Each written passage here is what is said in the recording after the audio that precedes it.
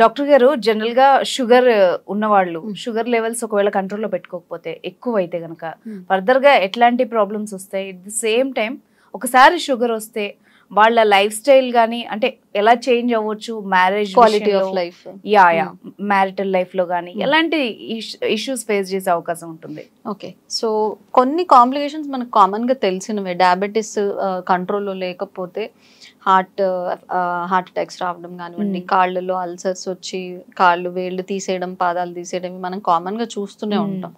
ఇవి కాకుండా kidney effect అవ్వడం కానివ్వండి, liver effect, fatty liver progress అయ్యి అది మళ్ళీ chronic liver disease, liver failure దాకా వెళ్ళడము, కిడ్నీస్ కూడా ఫెయిల్ అవ్వడము, కాకుండా స్ట్రోక్స్ ఎక్కువగా వస్తాయి. అండ్ ఐస్ లో కూడా ప్రాబ్లం వస్తుంది. రెటీనా, క్యాటరాక్ట్స్ ఎర్లీ ఏజ్ లో వచ్చేస్తే దానికన్నా ముఖ్యమైనది ఏంటంటే లోపల రెటీనల్ లేయర్ అనేది ఉంటుంది. అది గనక దాంట్లో చిన్న చిన్న బ్లడ్ వెజల్స్ ఉంటాయి.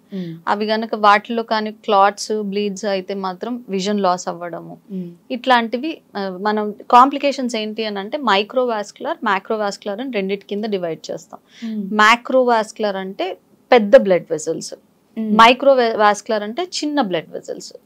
మ్యాక్రోవాస్కులర్ అంటే ఏంటి? హార్ట్ సంబంధించిన బ్లడ్ వెజల్స్ కావచ్చు, మన కాళ్ళల్లో వెళ్ళే బ్లడ్ వెజల్స్ కావచ్చు, ఇవి మ్యాక్రోవాస్కులర్. అంటే వీటిలో ఏమన్నా ప్రాబ్లమ్స్, క్లాట్స్, బ్లీడ్స్ అట్లయితే తెలుసు మనకి హార్ట్ అటాక్స్ వస్తాయి అండ్ బ్రెయిన్ స్ట్రోక్స్ రావడము. కాళ్ళల్లో బ్లడ్ సర్క్యులేషన్ ఎఫెక్ట్ అయితే అల్సర్స్ అయితే సరిగ్గా మానకపోవడము, డయాబెటిక్ ఫుట్ అల్సర్స్ అంటాము, గ్యాంగ్రీన్స్ అవ్వడము, ఆల్సర్స్ ఇట్లాంటివి జరగడము. మైక్రోవాస్కులర్ అంటే స్మాల్ బ్లడ్ వెజల్స్, ఇందాక నేను చెప్పినట్టు కళ్ళల్లో కానీ కిడ్నీస్కి వెళ్ళే బ్లడ్ వెజల్స్ కానీ ఇవి మైక్రోవాస్కులర్ అన్నమాట. చాలా సన్న బ్లడ్ వెజల్స్ ఉంటాయి. అవి అందులో ఏదైనా ప్రాబ్లం వచ్చింది అని అంటే కిడ్నీస్ ఫెయిల్ అవ్వడము, ఈ రెటీనా ఇది అవ్వడము, దానివల్ల విజన్ లాస్ అవ్వడం, ఇట్లాంటివి జరుగుతూ ఉంటాయి. సో ఇవి మనకు కామన్ గా మనం చూసే కాంప్లికేషన్స్. సో ఇది ఎప్పుడు వస్తాయి అని అంటే ఫస్ట్ ఈ చేంజెస్, ఈ బ్లడ్ వెజల్స్ లో చేంజెస్ ఏదైతే ఉందో మనం ప్రీ డయాబెటీస్ లో ఉన్నప్పుడే స్టార్ట్ అయిపోతాయి అన్నమాట. డయాబెటీస్ డయాగ్నోస్ అవ్వాల్సిన అవసరం లేదు.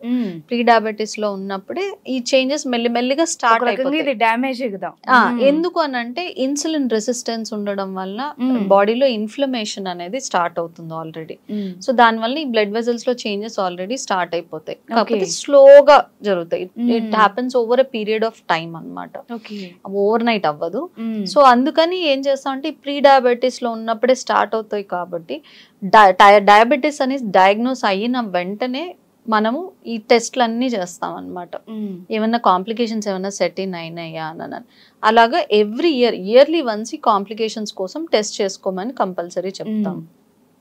సో ఈ బ్లడ్ వెజల్స్ లో డయాబెటీస్ ఒక్కటే కాదు, డయాబెటీస్ ఉంటే రిస్క్ ఒకలా ఉంటుంది, డయాబెటీస్ తో పాటు బీపీ, కొలెస్ట్రాల్ కూడా ఉన్నాయి అని అంటే ఈ కాంప్లికేషన్స్ అన్నిటికీ రిస్క్ ఇంకా పెరుగుతుంది అన్నమాట. సో ఇవి కాంప్లికేషన్స్ మనం కామన్ గా మనం డయాబెటీస్, బీపీ, కొలెస్ట్రాల్ ఇవి ఉన్న వాళ్ళలో ఈ కాంప్లికేషన్స్ కామన్ గా చూస్తూ ఉంటాం. సో మీరు అడిగినట్టు క్వాలిటీ ఆఫ్ లైఫ్ అంటారా, క్వాలిటీ ఆఫ్ లైఫ్ ఎప్పుడైనా మన లైఫ్ స్టైల్ మీద డిపెండ్ అయి ఉంటుంది. మన లైఫ్ స్టైల్ ప్రాపర్గా ఉంది అని అంటే క్వాలిటీ ఆఫ్ లైఫ్లో ఎట్లాంటి కాంప్రమైజ్ అవ్వాల్సిన అవసరం లేదు. పెళ్ళైన వాళ్ళల్లో అడిగారు, యాజ్ లాంగ్ యాజ్ మన లైఫ్ స్టైల్ ప్రాపర్గా పెట్టుకొని ఎప్పటికప్పుడు చెక్ చేయించుకొని షుగర్స్ ఎప్పటికప్పుడు కంట్రోల్లో ఉంచుకుంటే దేనికి ఎట్లాంటి ప్రాబ్లము అవ్వదు. ఫ్యామిలీ లైఫ్కి కానీ షుగర్స్ కంట్రోల్ లేకపోతే మాత్రం చాలా కాంప్లికేషన్స్ ఉంటాయి. First erectile dysfunction. Erectile dysfunction చాలా కామన్ గా చూస్తూ ఉంటాము. షుగర్స్ ఇప్పుడు డివైడ్ చేద్దామా, లేడీస్ లో విడిగా, జెంట్స్ లో విడిగా?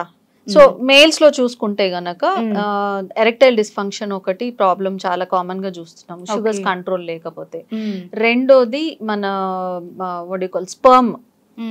స్పర్మ్ హెల్త్ అయితే ఏదో ఉందో, స్పర్మ్ మొటిలిటీ కావచ్చు, ఓవరాల్ కౌంట్ కావచ్చు, మూవ్మెంట్ కావచ్చు, ఇవన్నీ కూడా దెబ్బతింటాయి. డయాబెటీస్ ఉన్నా, బీపీ ఉన్నా ఇవి కంట్రోల్లో లేకపోతే. సో మనకేంటంటే కన్సీవ్ అవ్వాలంటే ప్రాబ్లం అవుతుంది. Female and at the same time ఈ పెనీస్ దగ్గర ఇన్ఫెక్షన్స్ రావడము, ఫంగల్ ఇన్ఫెక్షన్స్.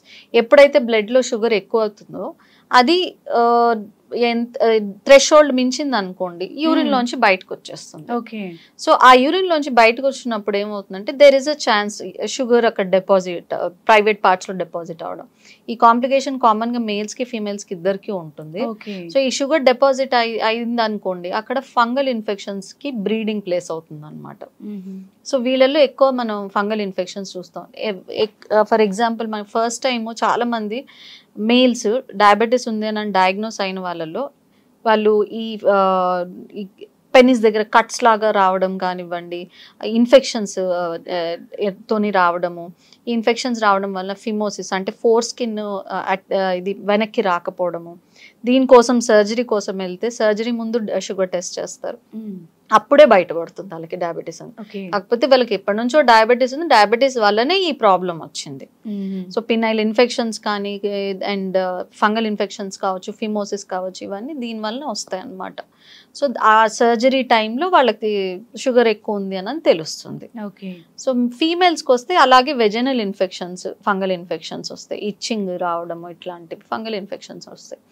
ఇంకోటి ఏంటి అని అంటే ఫీమేల్స్ కన్సీవ్ అయితే మాత్రం షుగర్స్ కంట్రోల్లో లేకపోతే బేబీ మీద ఎఫెక్ట్ పడుతుంది, అది అందరికీ తెలుసు. So throughout pregnancy, even before conceive అవ్వాలన్నా కూడా షుగర్స్ కంట్రోల్లో ఉంచుకుంటేనే baby throughout pregnancy baby హెల్దీగా ఉంటుంది, పుట్టిన తర్వాత కూడా బేబీ హెల్దీగా ఉంటుంది. So apart from this, as long as sugars are under control, quality of life దెబ్బతినడం కానీ వేరే ఫ్యామిలీ లైఫ్ కానివ్వండి ఏది కూడా ఎఫెక్ట్ అవ్వాల్సిన అవసరం లేదు. బట్ ఈ కాంప్లికేషన్స్ ఏవైతే ఉన్నాయో ఇవి ఎప్పుడు వస్తాయి అని అంటే లైక్ ఐ సెడ్ అట్లీస్ట్ ఒక 5 years మించి షుగర్స్ కంట్రోల్లో లేకపోతే అప్పుడు మనం కాంప్లికేషన్స్ అనేవి చూస్తూ ఉంటాం. ఇప్పుడు ఫర్ ఎగ్జాంపుల్ ఇప్పుడేదో మనం స్వీట్ తిన్నాము, షుగర్ 300 అట్లా వెళ్ళింది, అట్లాంటప్పుడు ఎప్పుడన్నా ఒక్కసారి అయితే ఏం కాదు. కన్సిస్టెంట్ గా ఎక్కువ రోజులు షుగర్స్ ఎక్కువగా ఉంటే గనక అప్పుడు మనకి ఇబ్బంది అవుతుంది అనమాట. ఈ బాడీలో చేంజెస్, ఇన్ఫ్లమేషన్ ఎక్కువ అవ్వడము, బ్లడ్ వెజల్స్ లో చేంజెస్, బ్లడ్ వెజల్స్ లో డిపాజిట్స్ రావడము, ఇవన్నీ మెల్లిగా ఓవర్ పీరియడ్ ఆఫ్ టైం జరుగుతాయి. సో వీటి వలన ఇవి కాంప్లికేషన్స్ అన్ని వస్తాయి అన్నమాట. సో 1 or 2 years లోని పెద్దగా ఏమీ అవ్వదు. అంటే ఎక్కువ రోజులు ఎక్కువ షుగర్ కంట్రోల్ లేకపోతే ఇబ్బంది.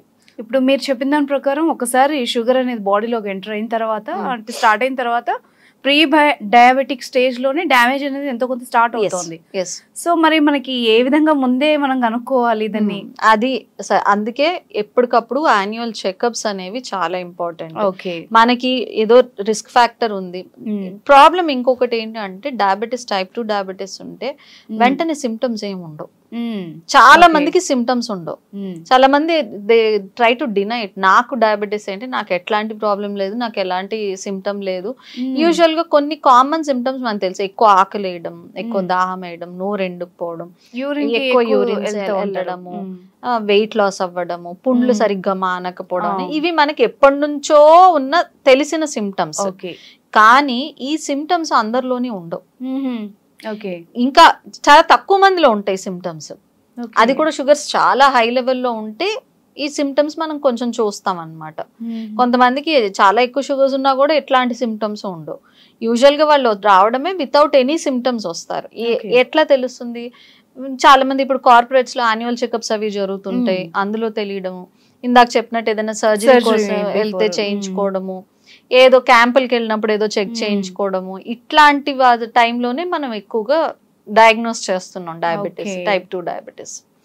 సో ఏం చేయాలి ముందుగానే తెలుసుకోవాలి అని అంటే మనకి రిస్క్ ఫ్యాక్టర్స్ ఉన్నాయా లేవా అనేది ఫస్ట్ మనం చూసుకోవాలి. ఈ రిస్క్ ఫ్యాక్టర్స్ లో 2 రకాలు, మోడిఫైయబుల్, నాన్ మోడిఫైయబుల్. మోడిఫైయబుల్ అంటే మనం చేంజ్ చేసుకోగలగచ్చు, నాన్ మోడిఫైయబుల్ అంటే వాటిని మార్చలేం. అంటే ఫ్యామిలీ హిస్టరీ కావచ్చు, ఏజ్ కావచ్చు, వీటిని మనం మార్చలేం. అంటే ఫ్యామిలీలో ఎవరికైనా డయాబెటీస్ ఉందా అండ్ ఏజ్ ఎంత ఉంది. ఇంతకు ముందు అయితే 40 పైన ఉంటే చెక్ చేయించుకోమని చెప్పేవాళ్ళం. ఇప్పుడు ఫ్యామిలీ హిస్టరీ ఉంది, ఏజ్ 30 ఉంటే రెగ్యులర్ గా చెక్ చేసుకోమని చెప్తున్నాం.